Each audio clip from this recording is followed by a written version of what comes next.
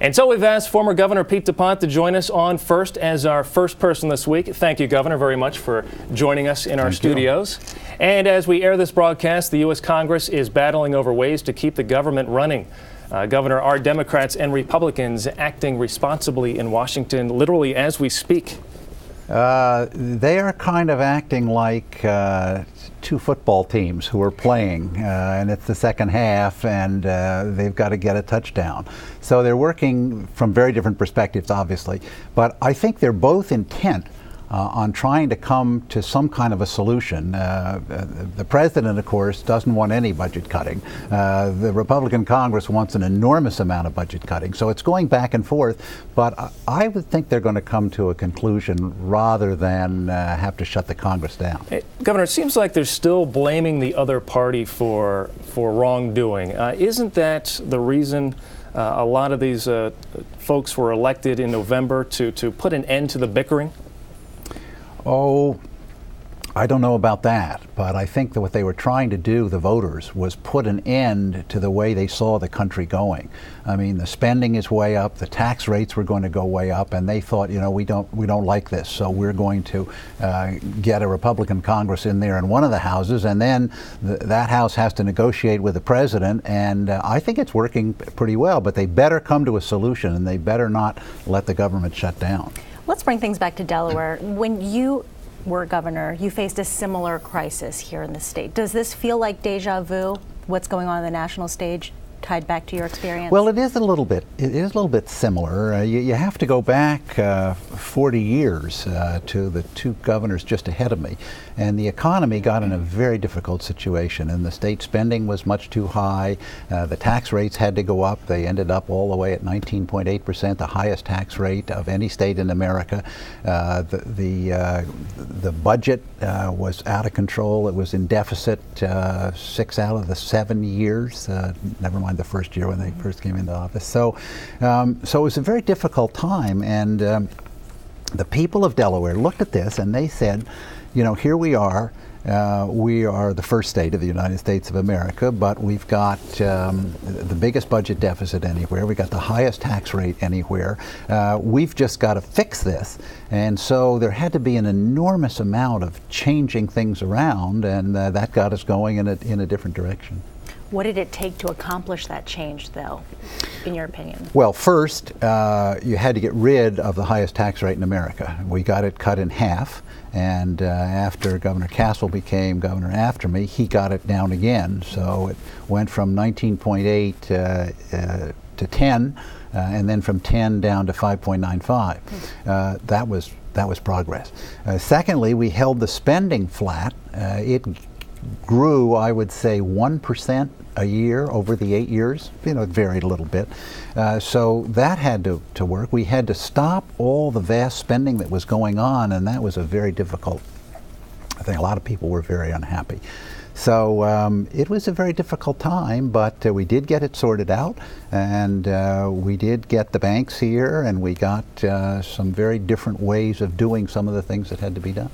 The way that you worked with the General Assembly and the way you were able to find that compromise, do you think that was truly the beginning of the Delaware way?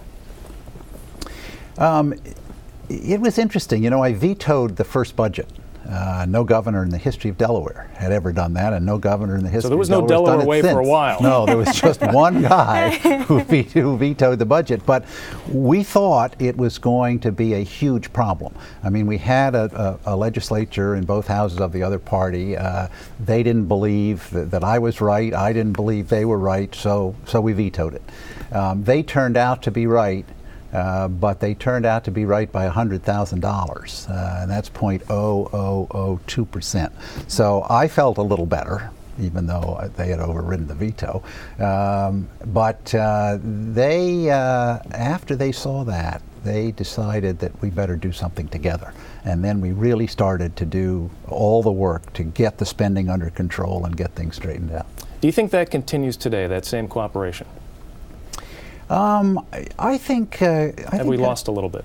Well, I think Governor Markell, of course, he has his own party.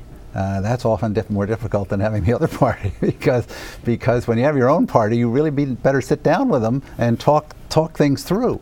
But he's moving us along. But we got to get over this economy that the country has. We got to get things going. He's working on that, but we got a ways to go. Now, do you and Governor Markell talk often? We do. He's a very interesting person.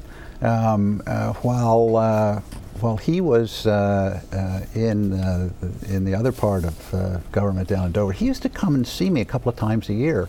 And he'd come into my office and we'd chat about things, and every once in a while I saw him taking notes, and I thought, I'm not sure whether I'm saying it's going to be in the paper or whether it's going to be in his next speech or whatever. He's always on the job. He's always on the job, and he works very well. If you were to pick an accomplishment when you were governor, we talked about some of the improvements that Delaware experienced in the past. What would you pick as the quintessential accomplishment during your term? We tried to move decision-making away from the people in the legislature and the governor's office out so that the public could participate in it. And we had all kinds of examples. Previous governors to me used to have a few legislators in their office and shut the door, loosen their ties, and write up a budget that looked good. We decided what we needed to do was establish a DFAC, Delaware Economic and Financial Advisory Council, and their job in public, and they were 1/3 legislators, 1/3 business people, and 1/3 just citizens. Their job in the public was to raise their hands and vote on how much gasoline tax was going to bring in and how much the income tax was going to bring in. So all of a sudden it was out there, and people had to do it. Similarly, just looking here, the Financial Center Development Act, when the banks came, there was an opportunity.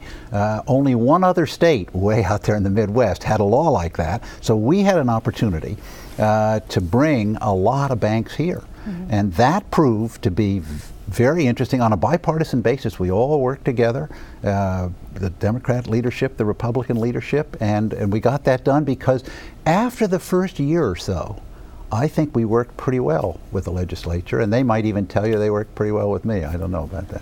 Did you think that would create roughly 40,000 jobs almost overnight here in Delaware? None of us thought that, but what did I tell you? We had 37 banks come here. Unbelievable. And you were trying to get how many? You were just trying to get a handful? We signed up 3. Okay. Yeah. we had the legislature said to us, there was part of the legislature who didn't believe the House was fine. It was a Republican House, so it zipped through there. On the Senate side, it was a little more difficult, and it passed, but it passed only 2-1. 1/3 of the people said it was a terrible idea.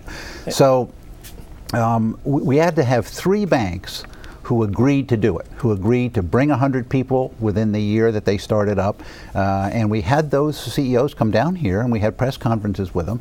That was impressive to the legislature, so it worked pretty well, but it got many more jobs than we thought. And did you find it ironic that that industry, the banking industry, kind of took over the chemical industry as the #1 industry in the state? Of course, the industry that your family built. Right. Was that the intention?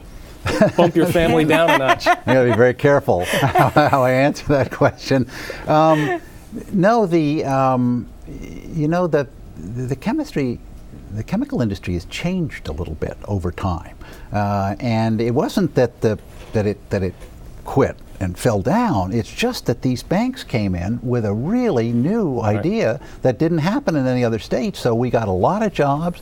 The revenues went up. My gosh, we took the taxes from top to halfway down, and the revenues still went up 200% to 300%. I mean, it all worked well. All right, Governor, here's the situation Delaware's in right now. DFAC still holds a lot of clout in the state. Tax revenues are down slightly. Mm-hmm. As we all know, banking giant Wilmington Trust, again founded by your family, is merged with M&T. Are there lessons learned from 30 years ago that might apply to today's volatile situation? No, I just think it's part of the economy. You know, the economy changes. I mean, look at the economy that the American government is running. We're running the same government as England and France. I mean, they want to build the government up to be bigger. The other side is you want the government to be smaller so that industry and employers can expand and people can expand their businesses. So we've become I would say, Europeanized over here. We're talking about making government bigger and bigger. But that happens in the economy, and I would guess somebody who's doing an interview here 40 years from now will have an entirely different opinion because the economy will all be different. Making government bigger and bigger, though, seems to go against a tenet of what your party believes in, yet you seem supportive in a way. Oh, no, I would absolutely agree. In fact, the new Republican spending proposal that came out the other day, earlier in the week, is full of good ideas as to what to do to get the spending down. You know, we got to do something about federal spending. It's way out there. I mean, we've got the biggest, and maybe I said this before, the average since World War II, the spending growth was 19.8% of GDP. Now it's over 25%, and it will be over 25% as far as we can see. We got to stop that and get back again, or the economy's not going to work well enough.